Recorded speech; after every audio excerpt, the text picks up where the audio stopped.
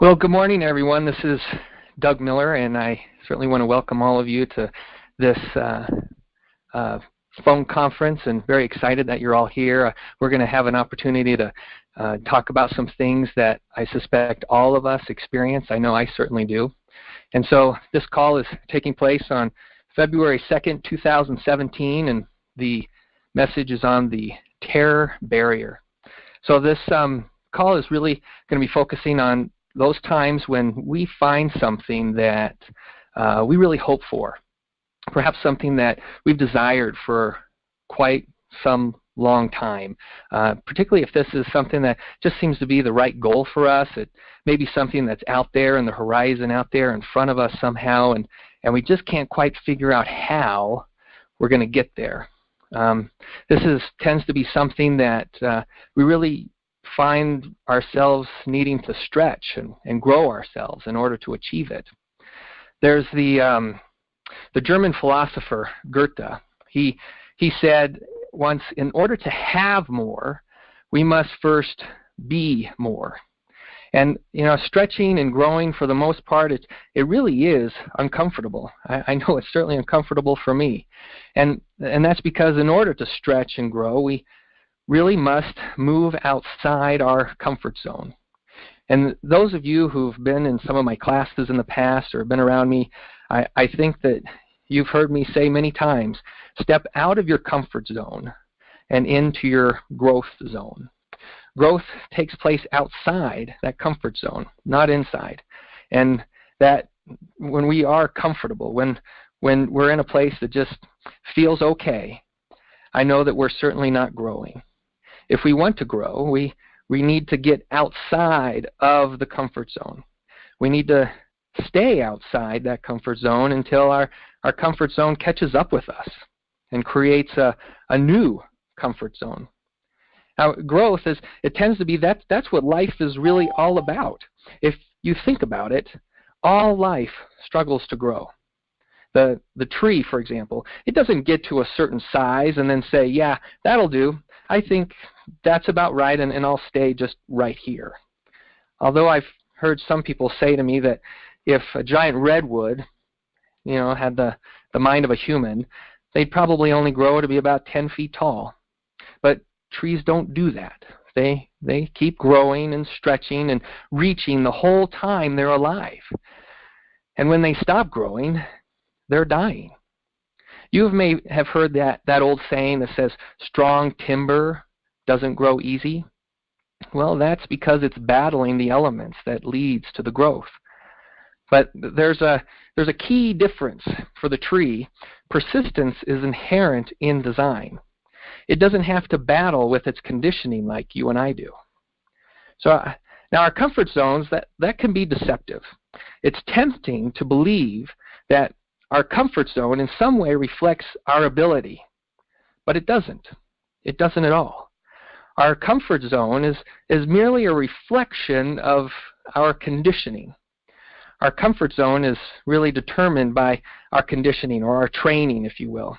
That Merriam-Webster defines conditioning as a simple form of learning involving the formation, the strengthening, or weakening of an association between a stimulus and a response. So over all these years of our lives, we've been experiencing stimuli, and then we respond to those stimuli, and how we respond starts to develop our conditioning. And so our conditioning really is just a mass of repeated habits and conditioned responses. And the key thing to realize with regard to our comfort zone is the reason it's comfortable is simply because we're not growing. You don't need to think in your comfort zone. You're reacting by habit. Habits are actions that no longer require any conscious effort. They are subconscious, below that level of consciousness. So it's easy. It's effortless. Now, I know some of you have probably done this exercise with me in some of my classes, but I want you to just do this again, where if you're sitting at a desk or no matter where you're sitting, I want you just to simply fold your hands. And as you fold your hands, that's something that you just do time and time again, probably countless times during the day, and you don't even think about it. It just takes place at a subconscious level, at a level below your consciousness on how you fold your hands. Now, if you look down at your fingers, I suspect you will notice that maybe in my case, I can see my right thumb is on top, and maybe that's true for you, or maybe it's a different thumb, but your fingers kind of fall into a place that is just sort of natural. It's become a habit. Over time, you don't even think about it. And that is how we kind of fall into our comfort zone. There are habits, there are things that we do just daily that we don't even have to think about. They just sort of fall into place. And that happens to us every day in how we are responding to different things that are just forming these habits in the way that we're going to respond. And so that comfort zone, it becomes such a dangerous place for us to be, because it might be comfortable, but that is a very bad spot, because that comfort zone mentality essentially says that we're settling. We're settling for what we are today. And that means that what we are today is all we'll ever be. Now, I know I don't want to think like that. And I suppose many of you don't want to think like that either. But although our conditioning tries to put a lid on our potential, I actually believe that we are all driven to want to be more, to want to do more, or to want to have more. Every one of us actually wants to grow. If we're really honest with ourselves, there's always something more that we want, isn't there? We're never satisfied. It seems like there's always something more that we desire. There's a gentleman who was, he's long gone now, Wallace D. Wattles. He wrote a very successful book that's called The Science of Getting Rich. And in that book, Wattles says, desire is the unexpressed possibility within, seeking expression without through our actions. The unexpressed possibility within. The possibility, that means that what we want is possibility. It's possible. And that possibility is struggling to express itself through us if we'd only listen to it. If we'll let it. It's efforting to express itself in the only way that it can, and that's through our actions. So I didn't really get my head around this until I really have reflected on my own children.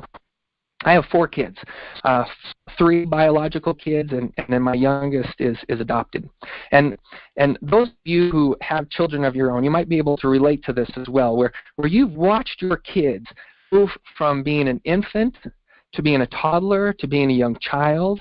And if you think of that time when your child was just trying to learn how to crawl, and they on their hands and knees and they're kind of rocking back and forth to try to figure out, how do I move my arms and my legs to crawl, and then eventually they master that, and then they move from wanting to crawl to struggling to walk.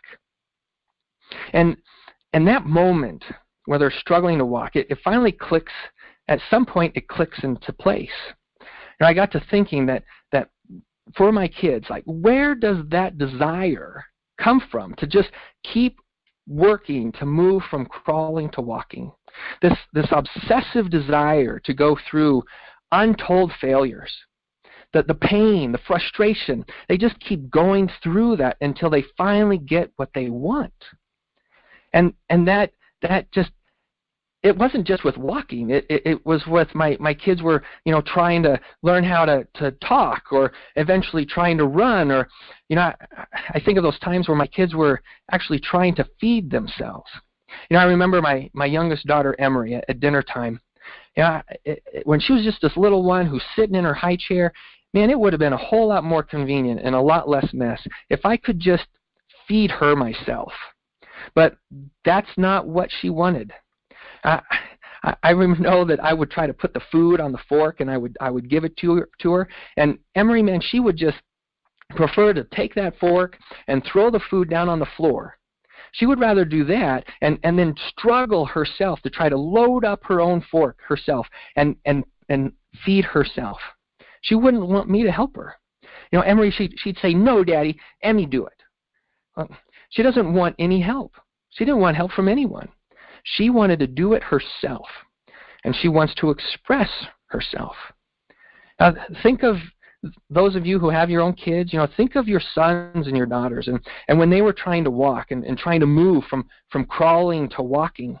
At no point did they ever just give up and say, "This will never work." At no point did our kids ever stop trying to walk.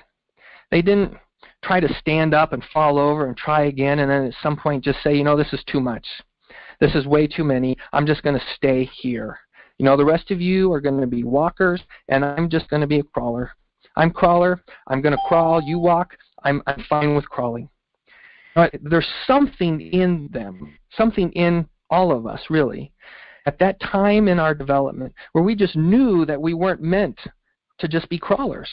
There was something in our kids that we can see that was determined to be expressed through their actions and to keep trying until they got what they wanted. So young infants and toddlers, I think there's a lot we can learn from them because they are so incredibly persistent.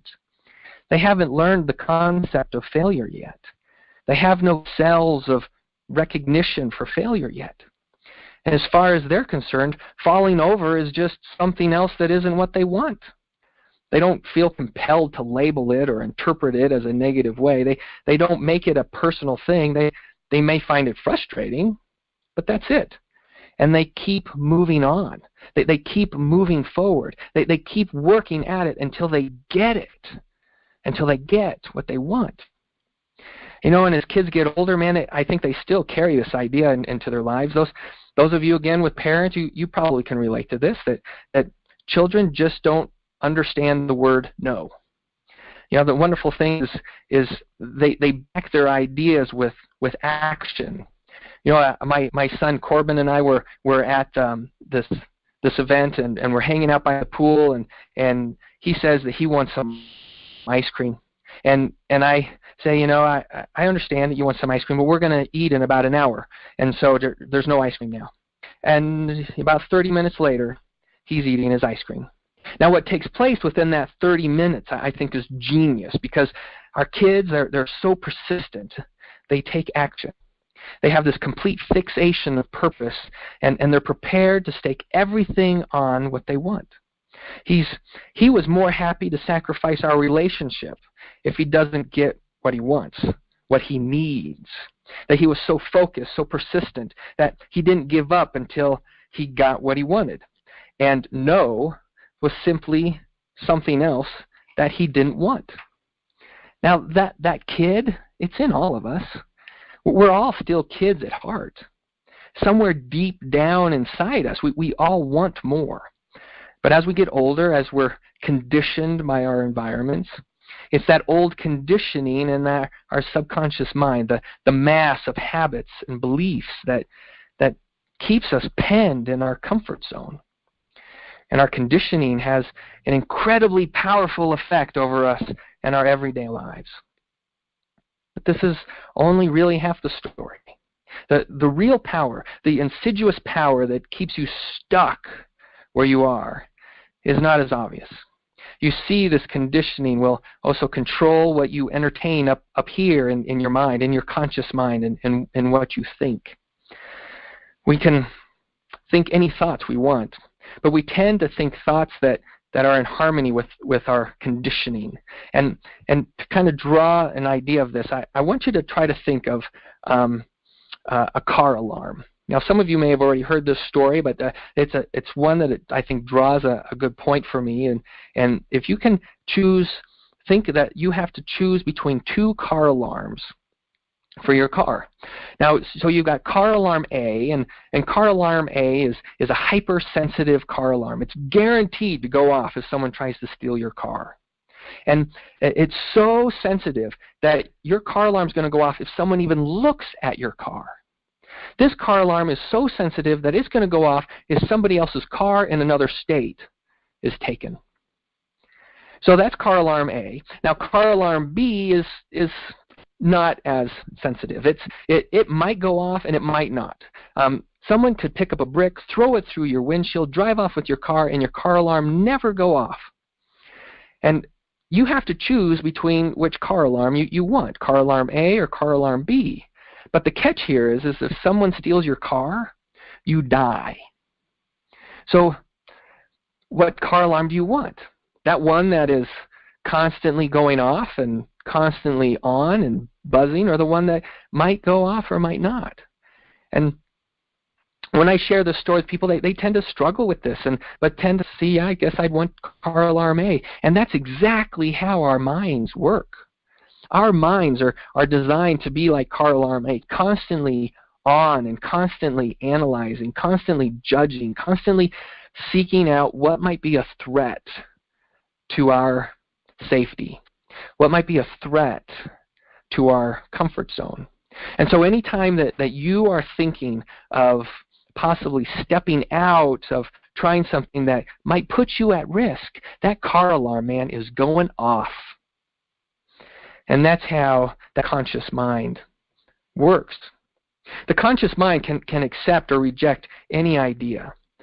But the information stored in your subconscious mind will, to an enormous degree, control what your conscious mind will accept or reject. Now think about this. Does someone earning $50,000 a year think the same thoughts as someone earning, say, $50,000 a month? Probably not. But can they think the same thoughts? I suspect they can. But if they think those thoughts, what do? Reject them and say that it won't work? Or they can't do it because it's not in harmony with their current results?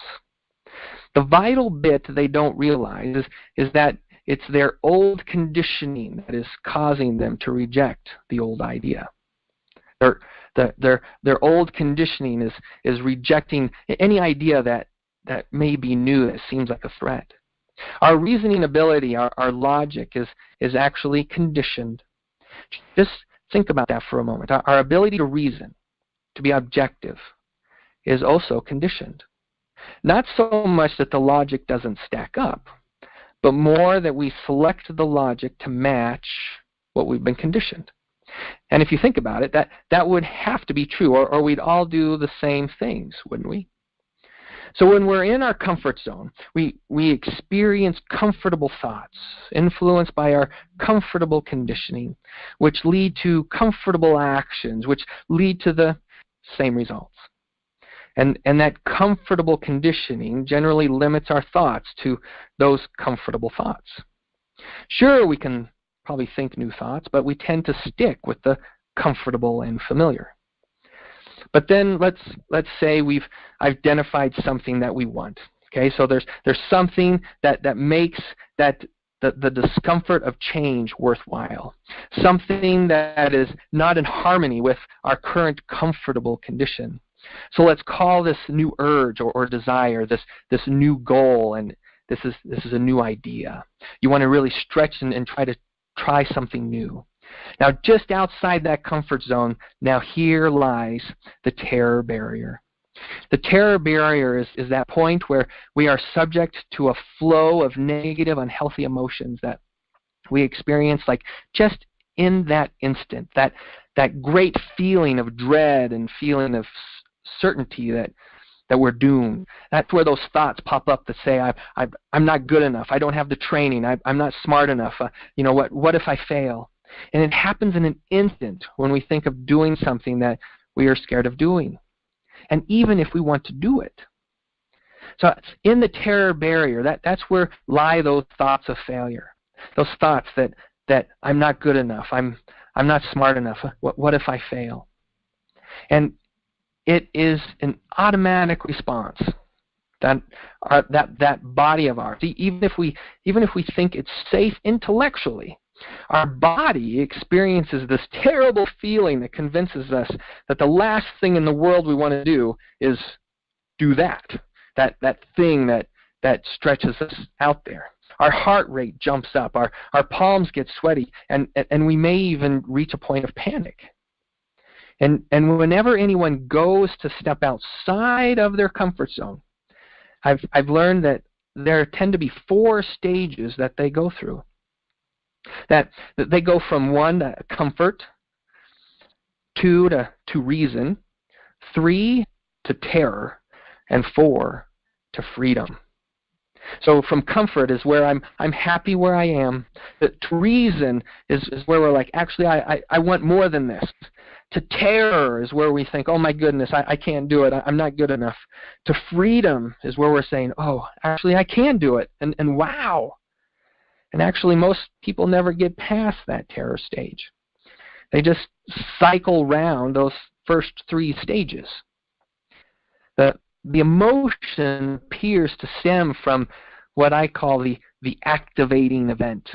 That is whatever it is that we are thinking of doing. The activating event doesn't have to actually be an act. It can actually be a feeling or a thought. And the thought can be real or imagined. That the body's response is the same either way. I mean, I'm sure many of you can think of a time where, say, you've been to a horror movie, and you know it's just a movie. You know it's not real, but the things that you're watching there, your body is responding as if it's real, and that's how our body is responding. So the key thing to understand is that the body doesn't respond directly to the activating event. It responds to our belief about the activating event. Consider that the comfortable conditioning is made up of a mass of beliefs. And today I want you to begin to form an understanding of the process, seeing what's happening and in what order. Because it's this understanding that is a key part of the power to move forward through that terror barrier despite what you're feeling. So there you are. You're in your comfort zone. You're taking life easy, and this unexpressed possibility within you begins to bubble up inside you. You become aware of what Emerson once called that quiet voice within. And you say, I don't want to live like this anymore. I want more than this. I don't care what the rest of you are doing. And you begin to entertain a new idea. As you begin to focus on this new idea, your new ideal, it is impressed upon you, the subconscious mind. And then that you move to stage 3, into the terror. As this new idea is impressed upon the subconscious mind, it begins to change the vibration of your body. Like the energy in your body. And this is now a foreign vibration. At first, your comfortable conditioning begins to whisper to you, what are you doing? What? Are you serious? What makes you think you can do this? And who do you think you are? Now, these are just some of the things that I've experienced. So maybe you had different thoughts showing up for you. But I know that's those thoughts start popping up in my head. So now your old conditioning is devious. It's insidious how devious it is. It will do anything to talk you out of this. Because if you do this, everything changes. And it doesn't like change. That car alarm is going off saying, this is a threat. You need to not do this. This is not safe. This is a threat. And so next it tries reason. It starts reasoning you when you get these thoughts that show up that say things like look, you've given it your best shot. There's no disgrace in turning back now. Let's go back now to how it was, just you and me. And then as you begin to seriously consider taking action on your new idea, and this is something that every one of us has experienced, the old comfortable conditioning begins to scream at you, and it knows exactly what buttons to push. It knows exactly where that Achilles heel is. You start having thoughts run into your head like, don't you remember what happened last time you tried something like this? Or how about, like, how ridiculous you looked. I'd like to support you in this. I really would, but I'll be honest with you. I don't think you'll ever recover if you screw this up like you normally do. Like you normally do. Like you normally do. Now all this happens in like a heartbeat, in just like a split second. As you give serious consideration to taking action, within milliseconds you start to worry. Doubt fills your conscious mind. That worry is experienced in the subconscious mind as fear. which has to be expressed in the body as anxiety. That anxiety, again, we experience in our body with that increased heart rate. We get sweaty, we start getting agitated, and I mean, maybe even to a point of panic. That terror fills every cell of your body, and before you really know what's happened, you bounce right off the terror barrier and back into safety, back into your comfort zone. Now, Abraham Maslow, he said, when we are faced with change, we either step forward into growth or we step back into safety. So when we are faced with change, we either step forward into growth or we step back into safety. Our minds are really created to keep us safe. That car alarm just goes off. And when you're suddenly faced with a challenge that is new to you, it's amazing how just a simple idea can turn into butterflies, into terror, into, I think I need to go to the bathroom. Now, when you're back here, safely in our comfort zone, recovering, maybe we're saying, my goodness, that was close. We don't like to admit to ourselves that we got scared and we ran away. It doesn't make us feel good about ourselves. So what do? We immediately begin to rationalize, to justify our actions.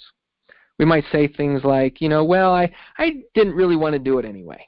I don't think the money is as good as I thought it was going to be. Or, they're not really nice people in that industry. Or, to be honest, it isn't what I really want to do.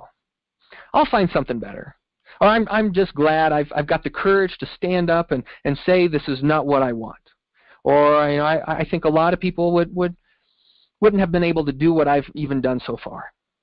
And we convince ourselves that our act of cowardice was actually one of bravery. And we convince ourselves that we are happy where we are. And that will keep us quiet for a while, but we're not happy. So here's the big question to wrestle with. How do we break through the terror barrier to freedom? Well, I believe it takes one of two things.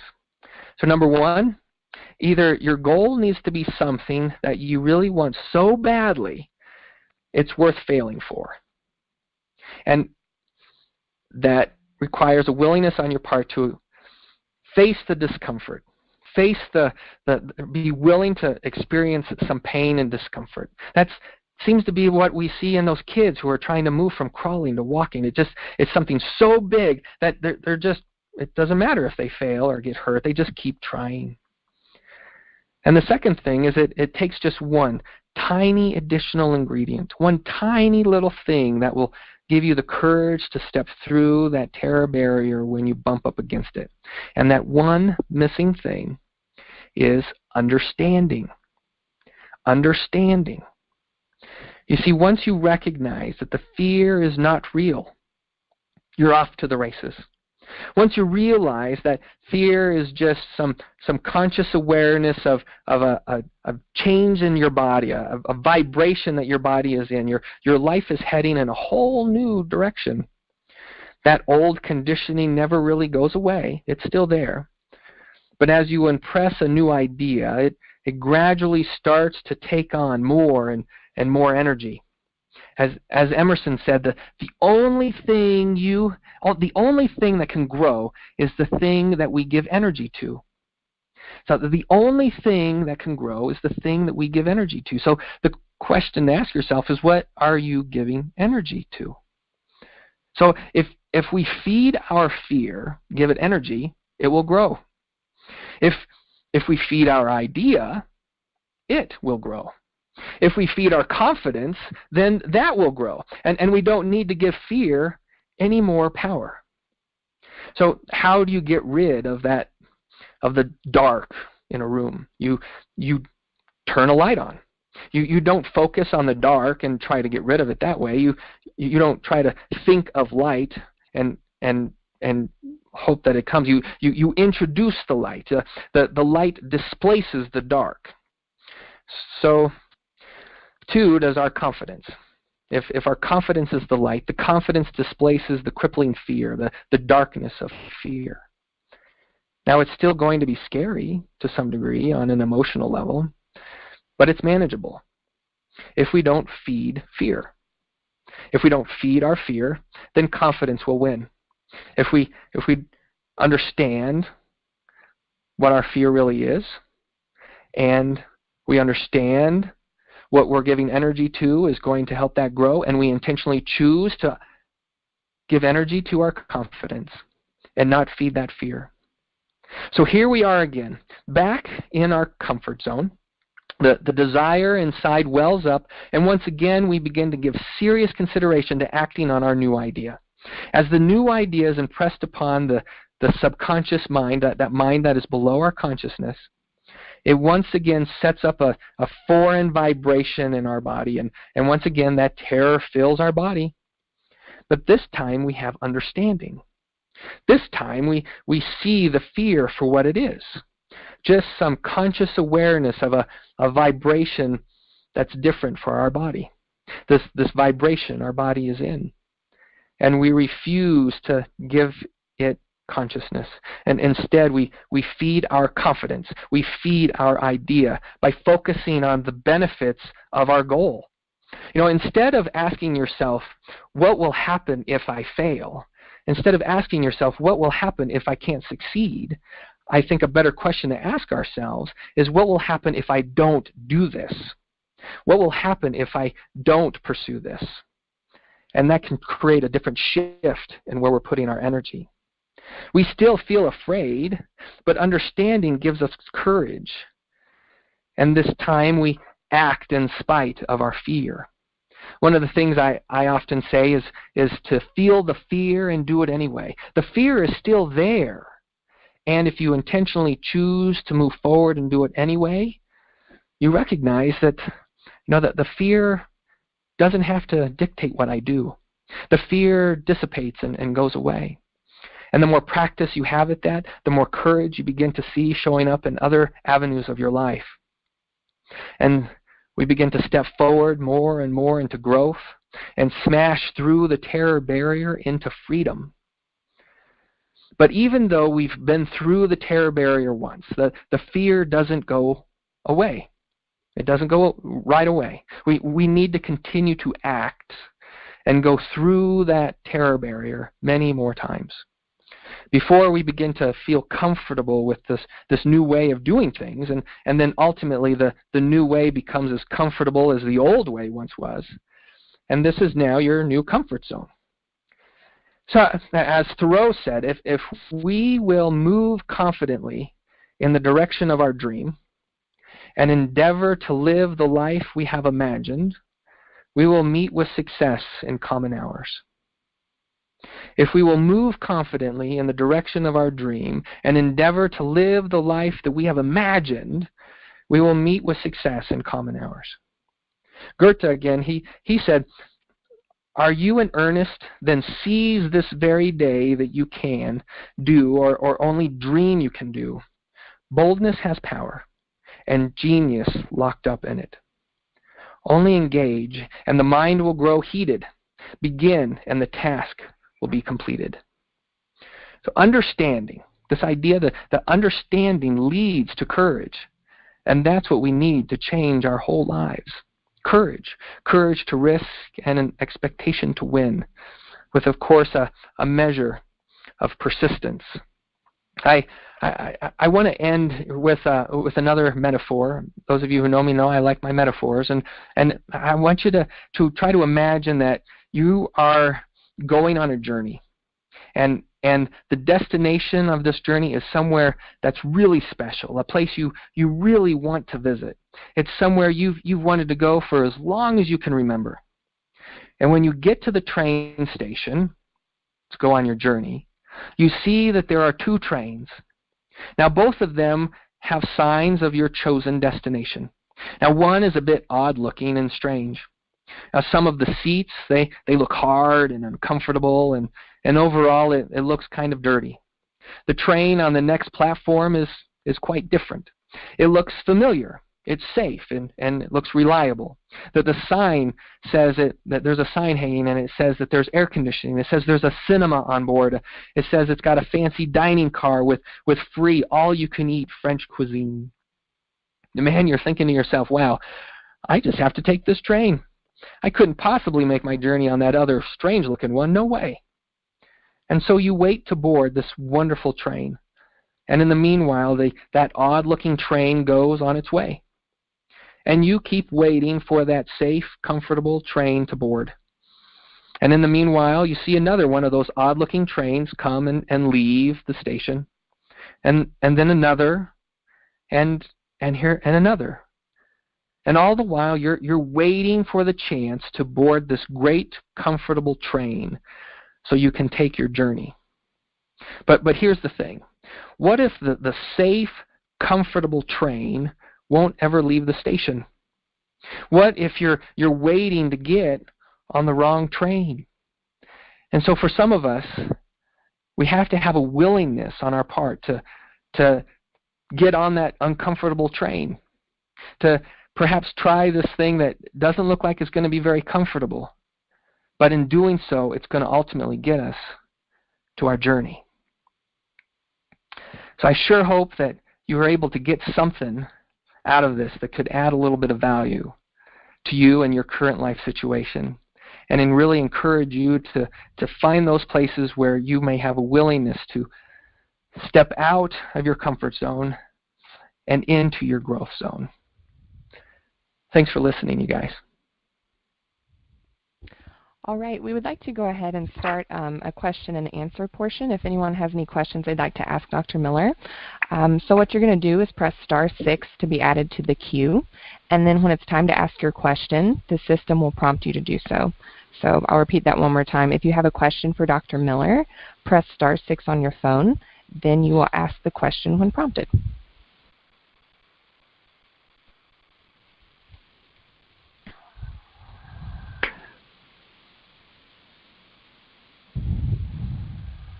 Well, Lauren, what sorts of things came up for you? One of the things I was thinking of as you were ending was how do I involve the people in my life in my own goals of breaking through the terror barrier? How do I incorporate people into that? You mean to have these people help you get through the terror barrier? Yeah, or how do I communicate that with people in my life, like my spouse or my friends who are already in my life as support? How is that something that they can help me? How do I let them know how to help me? Yeah. Well, I think that's where it's good to share your goals with other people and then ask them to kind of keep you accountable. When we speak out loud what our goals are, it can be scary because then people know this is something that you're striving for, and perhaps we're scared to share that with others because what if we don't make it, right? But if we share that with others, we can also ask them to help me through the way, help me keep moving. I need some encouragement, and maybe help me be accountable. That's good. It looks like I have a question here. Let's see. Hey, this is Eli. Am I heard? Yep. Hi, Eli. Hey. So thanks, Doug, for putting this on. The question that I've got is, if you have in your own life and experience, are there any disciplines that you've employed, anything that you try to do on a regular basis that kind of help you keep this understanding before you, like for your own life, how you kind of put this into practice on a daily or weekly basis? Yeah. I mean, it can be as simple as intentionally choosing to cross my hands in a different way. So, I can try to do things that I bring to my awareness the way I typically do things, and that just happen in a subconscious level. And so for this next week, I'm going to make sure I cross my hands with my left thumb on top. On this, for the next period of time, I'm going to make sure that I'm going to do things differently than the way that I typically have done them.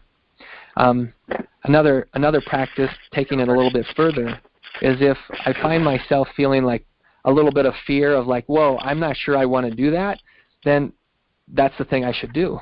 that I should practice recognizing the fear shows up in something and then intentionally choose to step into that. And it helps me practice more and more and more often a willingness to step into that fear and do it anyway. But just having an idea of how to intentionally do things differently. So, maybe it means I'm going to drive home a different way. I mean, how many times have we left work and we get home and we don't even remember how we got home? It's just such the subconscious thing that we do. So I might intentionally choose to drive home a different way so that I just have a different understanding of breaking those old subconscious patterns. Thank you. All right. And Doug, I had one more thing that I wanted you to maybe address. I am thinking about maybe people who've listened to you, basically myself, who I think of a million things. Like you're thinking about ways you need to step out of your comfort zone. And I don't have like one thing come to mind. I have a million things come to mind. So I guess what is the first step? Like how do you know what to tackle first? What's something that's manageable? Okay. Well, I think some of the people on this call I've had similar conversations with where they have an idea of something that they want to try, something that's different. And then they start making some steps forward into those, and then they fall back into their comfort zone. And I do think what you brought up earlier is a good one in bringing other people into the process, seeking out some friends who can hold you accountable. But if you really want to get good at something, or try to move your life in a direction that's different, is to start to surround yourself with people who are better at that thing than you are, who may have experience in a certain area that you have an interest in. If I want to get really good at golf, I want to go play golf with people who are better than me, and so I'm going to seek out those people who can do that. So I think that first step is just bringing an understanding of what it is that you want, sharing that with other people, and then seeking out people who can help move you in that direction with some support and some guidance and some teaching. Great. Thank you so much. Thank you for all you've shared with us today. And everybody who's been on the call, we thank you for joining us. Before we close, I'd like to take the opportunity to announce our next conference call. Mark your calendars for Thursday, March 9th at 8:30 a.m. And we will be sending out an email prior to the call with a reminder of the date and time, as well as the information you'll need to join the conference. But if you're writing that down right now, that's Thursday, March 9th at 8:30 a.m. Thank you all so much for participating in the call with us today. You are free to disconnect. Hope you have a great day. Thanks for being here.